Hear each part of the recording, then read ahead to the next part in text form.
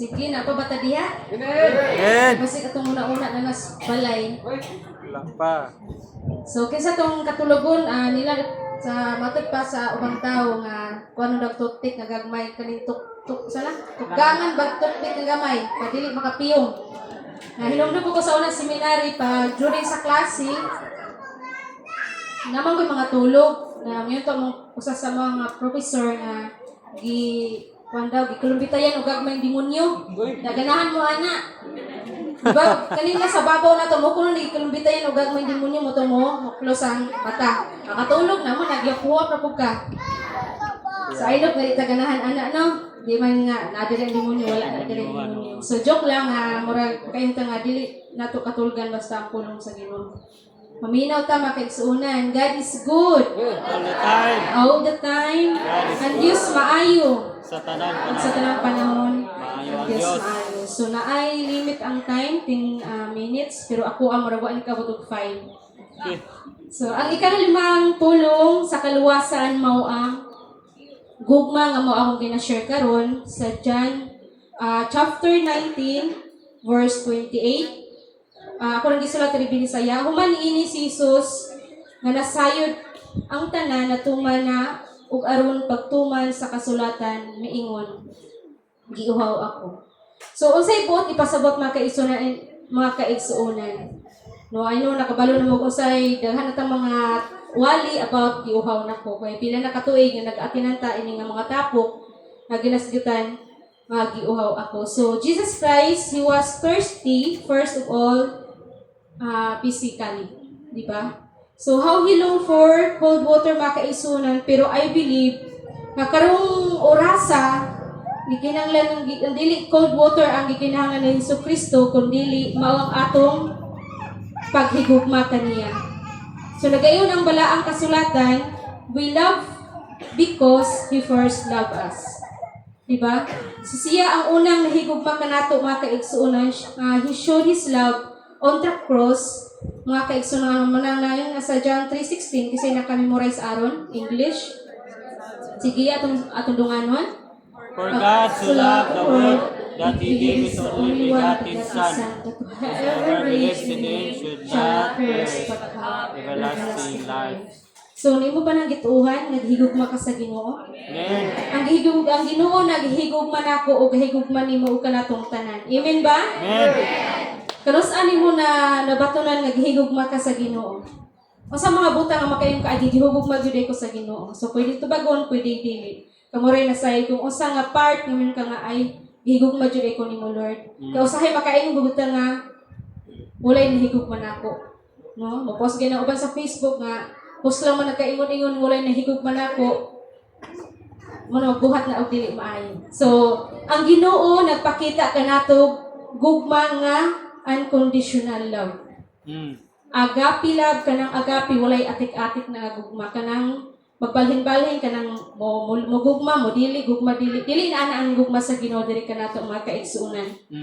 Munang pasalamatan nato atong Ginoo nga usahay wala nato gipabati atong gugma diha kaniya pero siya nagpadayon nagipabati niya atong gugma sa ato matag adlaw. Amen ba? Yeah. So ang usa ka tawo kung yun siya sa iyang isig ka tawo I love you, ang iyang giingnan nga I love you, kung dili mo response niya ang I love you to, unsa may mahitabo? Useless pa or dili? Sayang ang iyang pag I love you, no? So sa atong mga kaigsuonan, no? Useless ang iyang pag I love you. So sa katawo kung wala ning response I love you to, pasabot ko siya nahigugma nimo. Iwa man siya nimo. Pasabot kung siyang I love you to, pasabot, higugma po siya nimo. Diba? So sa Ginoo mga kaigsuonan, nahigugma nato pag-ayo. So ato pong ipakita sa Ginoo nga nahigugma po ta niya. Unsay pamaagi? Diba kung nakahigugma na kay ipakita. So giuhaw ang Ginoo sa atong wa kabalo kung na may dadasig sa una or karon dasig pagyapon, pero napoy mga atong makaigsuonan nga sa una badasigon pero sa pagkaron nabugnaw na. Giuhaw ang Ginoo ana nga part mga kaigsuonan nga ganahan ang Ginoo nga mubalik ta sa pagkainit, di ba? Init pa karon diha? O init bita kay no, bali init ang kaayo. Pasabot init ba ang pag-alagad sa Ginoo? Yes. So ang Ginoo ra ginasayod no. Kapasig mo ka ng amen niya, wala di ay. So, dili ka baka ka na to ang Ginoo. Pwede ka baka ka ni mamutapad, kayo ni kang amen. Pero sa Ginoo, nasayod. So, unsa may atong kakulangon diha, wala atong gugma, di ba? Wala yung atong gugma diha, urus-urus sa isikataw, pero dapat mag-urus-urus na sa Ginoo. O pinaagis itong pag-urus-urus ng gugma sa Ginoo, atong ipakita nga siya malipay. Kaya ito man siyang gihigugma. Everyday malipay ta, kay gihigugma ta sa Ginoo. Atong pasalamatan ang Ginoo sa kanunay ngayang pagtagbo sa ato ang mga panginahanglan. So, giiho ang Ginoo makaigsuunan sa atong pagduol kaniya. No, sad to say, usahay mga tao matag Domingo, dili pa gud mo simba. No? Sa una, simba kada Domingo. Samtang naapay imong uyab, sa simbahan, kasimba pod. Panahon wala na imong uyab, wala na sad ka. O ganahan ang Ginoo mo balik ka makaigsuunan. So, dili sa Ginoo kan higugma, nasa imong uyab. Tinuod paron na pa inanang sitwasyon sa simbahan. Ang pastor ra ginasayit ana. Kaysa ra ginasayit sa tanan nga mga nagsimbahan. So, dapat makaisuunan sa paghigugma sa Ginoo nato, dapat i-response nato sa iyaha, sa iyang gugma, dapat daygo nato siya. Daygo nato siya anytime. No dahan ta kapakyasan, usay adahan tang mga kapakyasan diya sa Ginoo nga kaingon ta nga wa gyud nato napakita atong gugma diya kaniya. Kay murag wala naman tay gibuhat, di ba? Usay dili atong basag Bible, dili na mo ampo, dili na mo simba, wala na tanan mga gathering simbahan, wala gipati na jud kakapoy. Uya pagbagutan-on, higugma ba ka sa Ginoo? Amen. O dali ra kay pag amen. Pero sa buhat baling lisura opposite mga kaigsuunan. So sa pahigugma nato sa Ginoo, no, iuha ang Ginoo mga kaigsuunan sa mga katawhan nga kasagaran magud ka mga likramador, di ba? Di hiligtag tigbagot-bot ka sa mga sitwasyon. So ganahan ang Ginoo, giihaw sa ang kinabuhi nga mapasalamaton. Nga mapasalamaton ba ka diya? Kasi kapasalamat nga init. Salamat Lord kay init kaayo mura na ko gidabdaban diri sa ina paling gilasan po ni sana atin. So salamat ra gyapon Ginoo. So atong pasalamatan ang Ginoo sa tanang mahitabo. Di ba ang tao pag init, kan inita kay Lord. Pero ulanon po ba? Ulan usa. Usa ko rin tao ko pag ulanon sa Ginoo, musigbagol ko kay gaulan. Pag init po, pag sigbagol ko kay init. So kayo asa mo gumulugar ani, ang Ginoo ni mo adjust nato. Dili pwede. Kapag kita mo adjust kay ang Ginoo ra gyud ang iyang niyang buhaton agad agad ka sa iya. Pasalamatan na gyud nato, di ba? Ngano magbagulong makang itom ka diya. Ngano magbagulong kasi sa ano magbagulong ka diya nga bubo. Oh, tambok kasi bubo ako ra tanan. So, muna makaigsunan, dapat pasalamatan nato ang Ginoo. Pasalamat ikaw usa ka diya. Yes. Ayaw, pagpugulgal kung magatubang ka sa lamin ng mura, ikaw mismo din ka na si mong naong. So good. Experience mo ka sa kayo nga, bating ako, naong sa'yo mong ginga. Wapo ko dahil ko, anak ba? Magkatry, wait sila.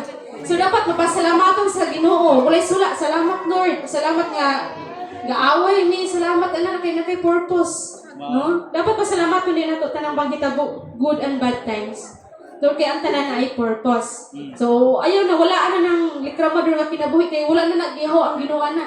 Giho ang Ginoo sa itong kinabuhi nga, mapasalamaton sa tanang panahon. No? Init magkong sa madiha, pasalamaton na ito ang Ginoo. Pasalamaton na siya kanunay, kay karong orasa, buhi pa ta, kay ginhawa pa ta, o panalingin ka niya matag-adlaw. So, atong hinumduman mga kaigsunan, a word nga giuhaw, no? Wala lang siya giuhaw sa literal nga tubig, but giuhaw po siya sa ato nga presensya. No? Akong usbon, atong gugma, atong kanunay, i-feel, ipakita sa Ginoo nga, ato po na siyang gihigugma. Mo response ka mga kaigsunan sa matag adlaw, niya iyang gipapil nato. Diba? Usahay, di man ta upakita, pero ang Ginoo dili na siya buta, di ko na siya bungol sa atong ginabuhat. O di ko na siya mauwat. Diba? So, salamat mga kaigsunan kung dasi ka karon ipadayon ang imong kadasi. Amen. No? Mainiton ka karon ipadayon. Ayaw pag-agad sa imong silingan, ayaw pag-agad sa imong pamilya, ayaw pag-agad sa imong imong uyab diha, imong usaman diha, but padayon diha sa Ginoo tungkol kay sa Ginoo man ta nahigugma.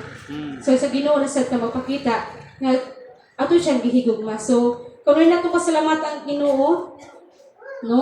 Sa kanunay pasalamatan ba nato ang Ginoo? Sugot pod ang Ginoo nga sa iyang paghigma ato siya tupagon. So, by loving Him also mga kaigsuonan. So, alagaran nato siya kanunay. Way undangay. Kasi plano din undang. Walay undangay mga kaigsuonan. So, padayon tas pag-alagad sa Ginoo. Amen ba? Padayon ta. So, kani nga pulong karon dili ni siya taas, likod mo po. Kay mura ganina ra mo kusugod. So, akong himduman atong punto karon nga giuho ang Ginoo sa ato ang pag-alagad kaniya, dapat sa simbahon. Aganahan ang Ginoo nga pasalamaton ta kaniya. Diba? At ipakita ang atong gugma matag-adlaw. Kung namatay kasipyatan, maitagpasaylo kang Ginoo willing nga mapasaylo umuhatag ka na to chance. So, mag-ambot ka.